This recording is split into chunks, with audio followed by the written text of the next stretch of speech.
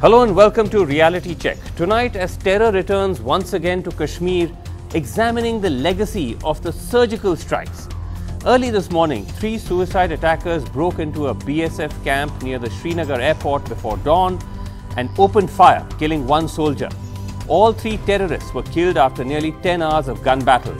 Flights were suspended at the airport. The Pakistan-based terror group Jaish-e-Mohammed's Afzal Guru squad has claimed to be behind the attacks.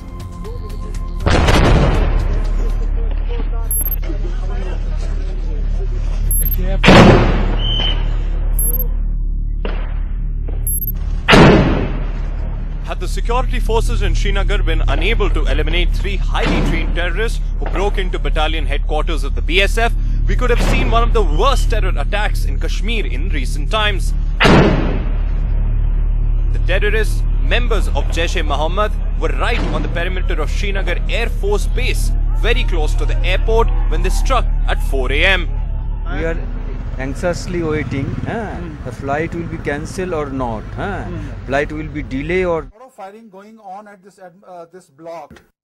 In an exclusive interview to NDTV, Ravideep Singh Sahi, the Inspector General of CRPF, who was one of the leaders in the counter-attack, said after eliminating the second terrorist inside the mess, CRPF Jawans chanced upon a suspicious-looking man. He was wearing a CRPF uniform and was firing in the same direction as CRPF forces. But he wasn't a CRPF Jawan at all. Fortunately, he was eliminated in the nick of time. He has come outside and he was wearing a camouflage dress of the CRPF, and surprisingly he was also aiming toward the building where the other force person was also aiming. Now when our assistant commandant and along with his one sub-inspector and inspector was going to give the ammunition to one of their companion who was firing from one of the vintage positions, they saw that one man in a CRPF uniform is aiming towards the administrative building, and at that point of time they thought that we haven't placed a man there. How come he's there? In the last few weeks, there have been several encounters on the line of control. In Pulwama, CRPF neutralized 3 Jaish-e-Mohammed terrorists at the end of August. Apparently it is the Jaish-e-Mohammed which is now leading most of these suicidal attacks. It was a Pathankot type attack, and senior officers say that the Bedouin attackers managed to enter the BSF camp adjacent to the Air Force station after they scaled the wall and cut through the barbed wire. With the re-emergence of Jaish-e-Mohammed, senior officials say that high-value security installations are the main target. In Srinagar, Nazir Masoodi for NDTV. Now, this latest attack comes almost a year after the surgical strikes, which were meant to have broken the back of Pakistan-based terror attacks on Indian soil. But that's not entirely clear going by the numbers. There's been a 420% increase in the number of civilian deaths between the same period before the surgical strikes and the same time period after. And while the number of terrorists killed has also gone up 25%, there's been no big change in the casualties that security forces have suffered, just barely 1%. Raising the question, as I said, about the effectiveness of the surgical strikes. Joining me tonight on the show, I have here in the Delhi studio with me Lieutenant General Raj Qadian, who's the former ex-Deputy Chief of Army Staff. Also Hina Shafi, a BJP leader of Jammu and Kashmir, joining me on the show. Dr. Samir Kaul, who's a spokesperson of the NC, but joining us in his personal capacity tonight. And also with us, Rahul Pandita, a journalist and someone who's covered Kashmir quite extensively. Now, if I can just start with you, Rahul, and just ask you that if you look at the numbers just purely from a data perspective, it does seem to raise the question as to whether these surgical strikes have at least met one of the objectives, which was to try and stem the kind of impunity with which these attacks were being carried out across the border. Would you agree? I would just like to give you a little background about the pattern of militancy in Jammu and Kashmir, Srinivasan. Sure. You know, in 1989-90, the militancy was in Kashmir was started by the boys of the Jammu and Kashmir Liberation Front, quickly taken over by the Hizbul Mujahideen in 1990 itself. Right. By mid-90s, the Hizbul Mujahideen cadre was more or less disillusioned. And then you saw a spurt in violence when the Mehmani Mujahid or the foreign militants started coming in. Right. That is the time when Harkatul Jihad Islami was active in Kashmir in the mid-90s, leading to the kidnapping and the unfortunate beheading of one foreign tourist, and others were later found to be dead as well. Yes. And the Jaish-e-Mohammed started its operations right after its leader Azhar Masood was released by the then. Right. I'll just come quickly to that. Now, in the last few years, Srinivasan, Pakistan has tried its best to show off the militancy in Kashmir as being indigenous. You had the rise of the likes of Burhan Wani, etc., etc. But from 2015, the floodgates really opened when the situation deteriorated in South Kashmir to a point where some areas became liberated. But luckily, in the last few months, as we know, the situation has been brought under control. Now, Pakistan knows that this whole operation of indigenization has failed, at least as of now. Okay. We don't know what will happen in the next summers. But to say that one surgical strike, we don't know the details of the kind of damage that has happened. Yes. To say that one surgical strike will, finish off everything, and Pakistan will not try to do what it has been trying to do in Kashmir for many years. Right. I see your. That's futile. Okay. So I see the point that you're trying to make, Hina Shafi. So I suppose the question then is that while it perhaps may be premature to claim that one surgical strike, as Rahul says, could be some kind of silver bullet to stop Pakistan-based attacks, the fact is that if you look at the numbers, it's not even so much suggesting the fact that it's reduced it or in some ways proved to be a disincentive. The numbers actually show that there's been a rise in the intensity of violence, both in terms of casualties on civilians as well as security forces, as well as the number of violations that we're seeing of the ceasefire across the line of control. So what exactly have we achieved? See, I don't say no that the rise of the militancy has not increased before or after.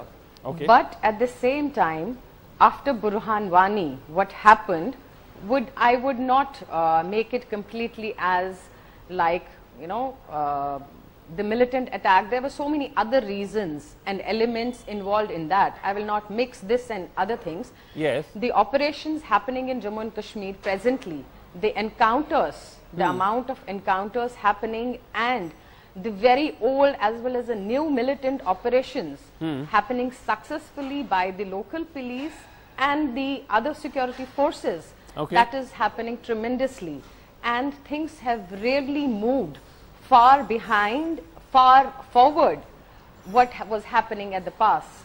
And when you say everything has been taken seriously. Yes. No, when you say yes, Rajvi. It's Srinivasan actually.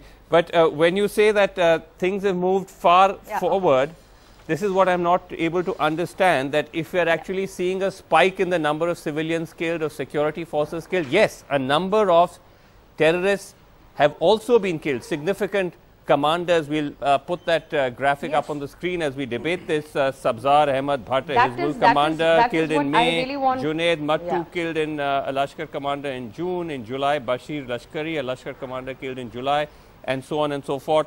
Right up to Qayyum Najar, a Hizbul commander, was killed in September in Uri. But at the same time, there has been also a big jump in the number of civilians killed, a big number in the number of security forces killed.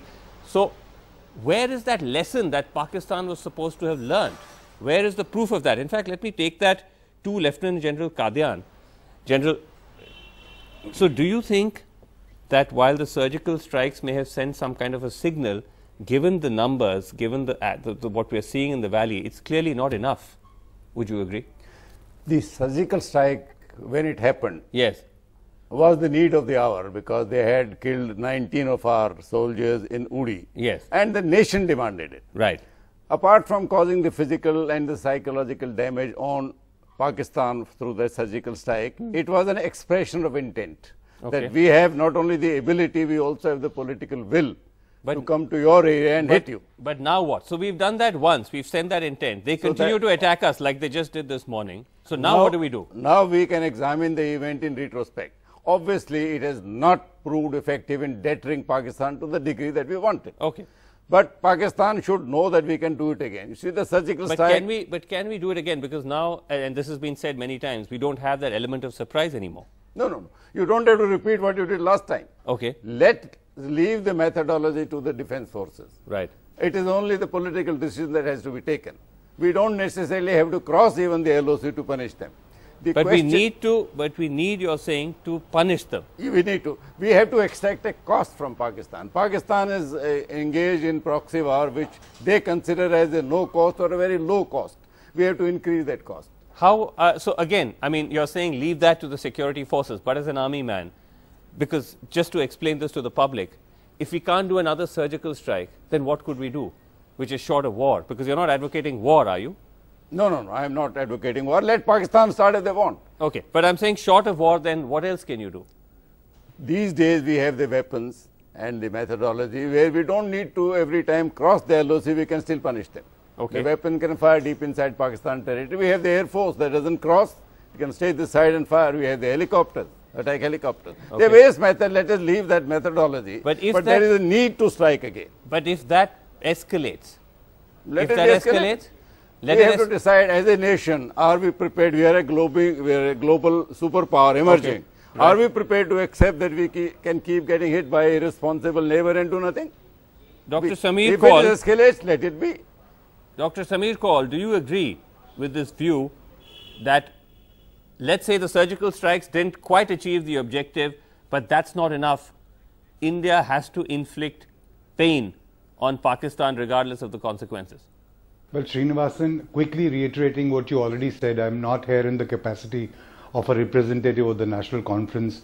I'm actually not a spokesman of theirs anymore. Okay. But as someone who's invested in the Kashmir and Kashmiris because of my passion, I'm invested in my passion there. Now, the answer to your question is I do not think at any point of time just surgical strike was a predominant way of getting back at this solution as a solution with the problem that we are faced vis-a-vis Pakistan and the so-called non-state actors. I think the problem comprehensively always has been the huge confusion that exists within Pakistan between the army and the civilians and the public opinion and the Islamist elements. It is a huge cauldron which is burning. And I can assure you that no matter how much we just say that they are all in it together and they are trying to inflict pain and injury on Indians and India, and that's how it is functioning, then I think we'll be a little bit sadly mistaken, because although one single solitary military solution which doesn't have to be announced like the surgical strike was, it could have been continuous covert military operations for which billboards didn't need to come up anywhere in India, and you know, there was to sort of quench the collective angst of the Indian public. You do a surgical strike, it doesn't. Covert continuous military operation would have been more like it, and those can continue, but more importantly, the isolation of Pakistan on the world stage diplomatically, and events like this, which today's event, I see nothing more than a desperate event. It's a desperate event, but also there is a shift from the homegrown militants coming down and the foreign ones having to step in to escalate and try to maintain that momentum. What about... Because the momentum was all down. The homegrown militancy is broken at the moment, or more or less broken.